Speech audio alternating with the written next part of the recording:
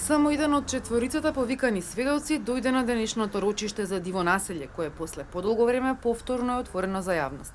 Сведокот, инаку роднина на двајца обвинети, живее на улицата Перо Илиевски во диво населје и рече дека не забележал ништо сомнително во неговото мало и не видел непознати лица деновите пред оружјената пресметка. Утрото на 9 мај го разбудиле пукотници. Раскажа дека бил исплашен и со роднините се сокриле во подрумот од куќата и таму останале се до доаѓањето на полицајците кои, како што рече, малку го малтретирале, затоа што мислеле дека е дојден од Косово. Додека тој одговараше, обвинителката побара од судијката да реагира, затоа што од првите редови каде што седат обвинетите му довикувале. Таа исто така рече дека сведокот едно зборувал во истрагата, а сега некои делови ги променил, поради што предложи да му ги предочи тие разлики и да праша зошто го сменил исказот.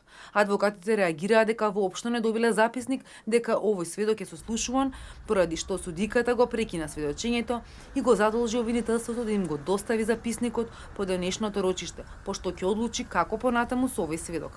Адвокатите во изјава за медиумите потврдија дека и тие ќе предложат уште многу сведоци, но не сакаа да откријат уште сега кои политичари или познати имиња ќе ги повикаат во судница.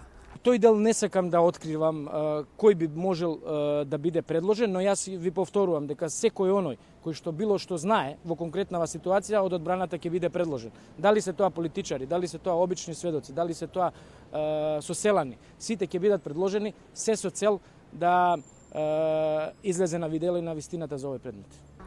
По паузата започна прегледувањето на материјалните докази. Се читаа записници од увид, вештачења, записници од траги фотодокументација.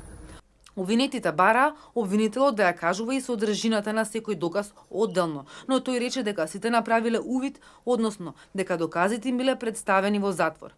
Со оглед на тоа што станува збор за повеќе илјади страни докази, судиката пресече да се образложуваат само оние за кои ќе има забелешка и барање од обвинетите. Откако кон предметот диво населје се припои предметот молња, со обвинетите логистичари во големата сала во Врховниот суд им се суди на 37 обвинети за тероризам и терористичка организација.